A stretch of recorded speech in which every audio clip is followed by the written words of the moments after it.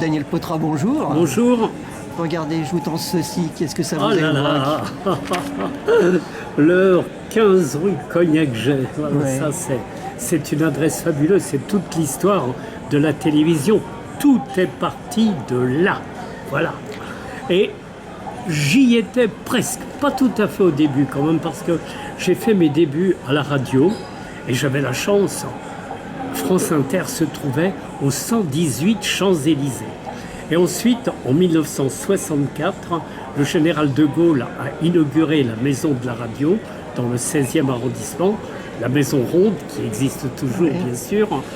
Et à ce moment-là, c'était la radio qui était le premier média. Mais à partir des années 67, 68, juste après mai 68 d'ailleurs, à partir de 68, 69, la télévision est arrivée en couleur. Et là, tous les journalistes de la radio rêvaient d'une chose, traverser la Seine pour aller de la maison de la radio dans le 16e au 15 rue Cognac-Jet à la télévision dans le 7e. Vous vous souvenez, vous, votre première fois? Je m'en souviens parce que c'est Jacqueline Baudrier qui était la directrice de la radio qui a été nommée directrice de la deuxième chaîne de télévision qui venait d'être créée et qui avait pour but de lancer la couleur. Et je me suis retrouvé à faire la page sportive des journaux télévisés. Il y avait une page sportive tous les jours dans les journaux télévisés et le journal télévisé était présenté entre autres par Léon Zitrone même à ce moment-là. Donc je me suis retrouvé aussi dans la bande de Raymond Marcillac. Raymond Marcillac, un ancien athlète, un coureur de 400 et 800 mètres, qui était devenu le directeur du service des sports de la télévision, qui était l'un des premiers présentateurs de l'un des premiers journaux télévisés également. Et Raymond Marcillac, directeur du service des sports, m'a engagé à ce moment-là.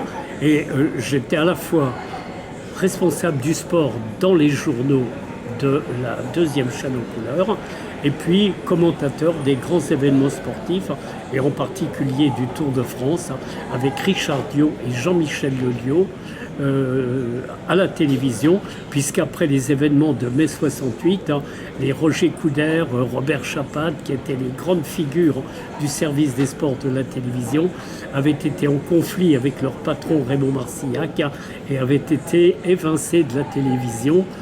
Ils y sont revenus en 1975, quand il y a eu la séparation des chaînes et quand il y a eu la création de TF1, Antenne 2 et France 3.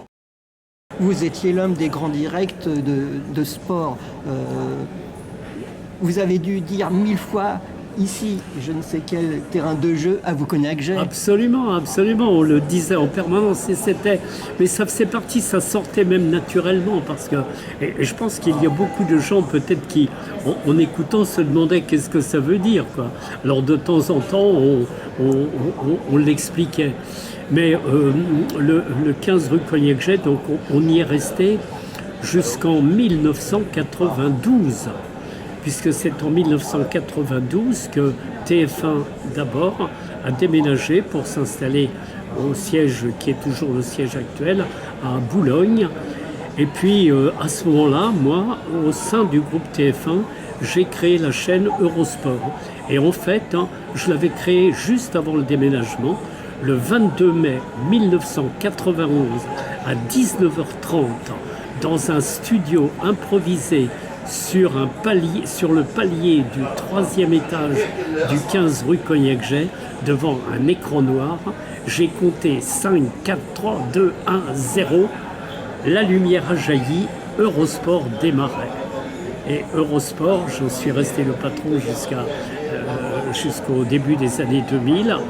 Et puis, il y a une dizaine d'années, TF1 l'a revendu à un groupe américain, Discovery, pour 1 milliard d'euros.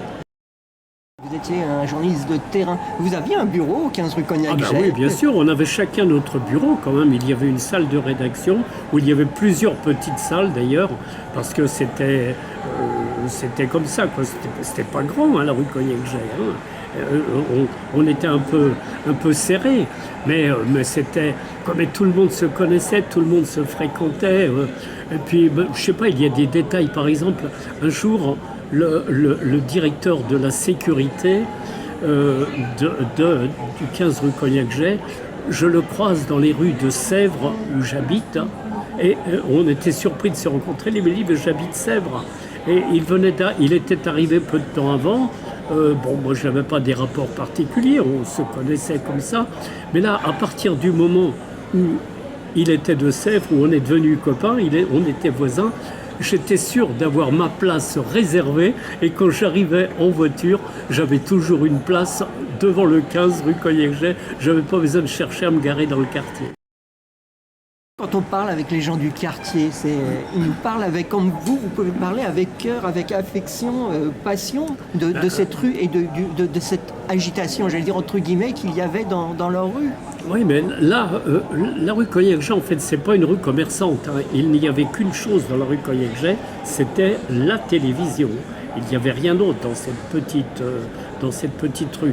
Mais par exemple, il y a une agence bancaire au bout de la rue Cognac-Jay, avenue Bosquet, le Crédit Lyonnais, LCL. Et depuis que je suis arrivé en 1969, au mois de novembre 69, rue Cognac-Jay, ma banque est toujours restée la même. Pourquoi ? Parce que, alors que il y a d'autres agences plus proches de chez moi, mais pour moi c'est toujours un plaisir de me retrouver rue Cognac-Jay. Et c'est d'autant plus un plaisir que j'ai 2 filles qui sont mariées, qui sont mères de famille et qui habitent toutes les 2 à moins de 200 mètres de la rue Cognac-Jay. Quand je parle avec vos collègues, ils parlent avec cette même passion, avec cette même... il n'y a pas de mélancolie, mais il y a quelque chose de joyeux de cet immeuble, de ce numéro 15. Mais non, mais parce qu'on était des pionniers. C'est nous qui l'avons fait, la télévision. Quand je vois Eurosport, ce que c'est devenu aujourd'hui, moi c'est mon bébé quand même, quoi. Et puis la télévision en couleur, elle est arrivée, quoi. Moi, je commentais, je vous dis, le Tour de France, les courses cyclistes. L'hiver, je commentais le ski. Et puis, je commentais aussi les Jeux Olympiques. Je vais vous citer des anecdotes, par exemple. Un jour, c'était à la fin des années 80, sur TF1, j'avais lancé l'hiver quand le football était au repos. Il y avait une trêve des footballeurs en décembre et janvier à ce moment-là. Et à la place, j'avais mis une émission qui s'appelait Téléski. Et on avait un budget, bien sûr, qui était géré par un administrateur, et il s'appelait Jean Barberousse. Et un jour, j'avais fait venir une cabine de téléphérique, ce qu'on appelle les œufs, là.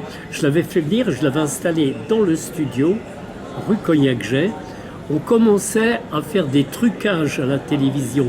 Et le réalisateur avait réussi à faire comme si de la neige tombait. Et j'étais, moi, en tenue de ski pour présenter l'émission. Et j'avais même fait venir mes 2 petites filles à ce moment-là, qui avaient 5 ou 7 ou 8 ans, qui étaient en tenue de ski aussi. On avait des skis également. Et le lundi matin, je vois l'administrateur qui me faisait la gueule un peu. Il me regardait comme ça. Mais il me dit, mais... avec quel budget vous avez déplacé, vous êtes allé en reportage au sport d'hiver? C'était pas prévu, il n'y avait pas de budget pour cette émission. Il n'avait pas compris qu'on avait fait un trucage et que tout s'était passé dans la rue Cognac-Jay. Un autre truc encore, quand on est revenu des Jeux Olympiques de Séoul en 1988, il y a le cavalier français Pierre Durand qui avait remporté la médaille avec son cheval Japlou.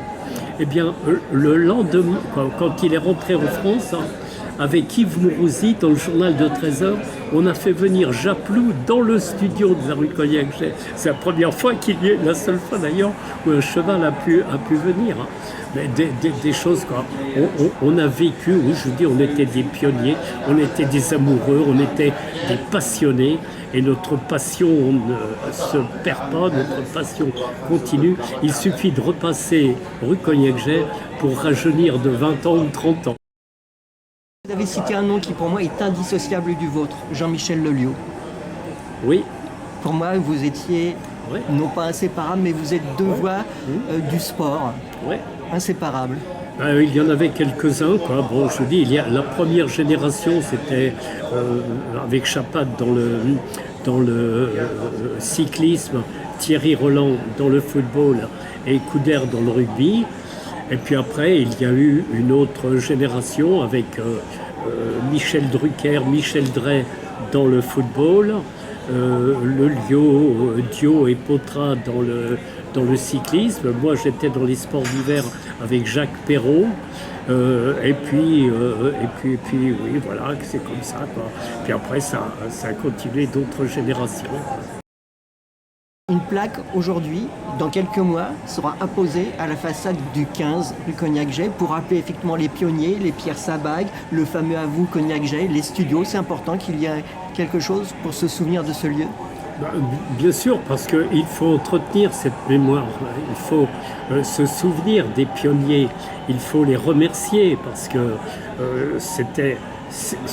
on travaillait avec des bouts de ficelle, hein, c'était vraiment du bricolage. Parfois la télévision, moi, j'ai vu toute l'évolution de cela. La télévision était en noir et blanc d'abord, elle est arrivée vers 68-69 avec les Jeux Olympiques de Grenoble et ceux de Mexico avec la couleur. Ensuite même avec les Jeux Olympiques en 76, j'ai vu l'arrivée du magnétoscope. En 1980, avec les Jeux Olympiques de Moscou, c'est la vidéo qui a remplacé le film. En 1988, avec les Jeux Olympiques de Séoul, c'est la haute définition qui est arrivée. En 92, avec les Jeux Olympiques d'Albertville, c'est la fibre optique.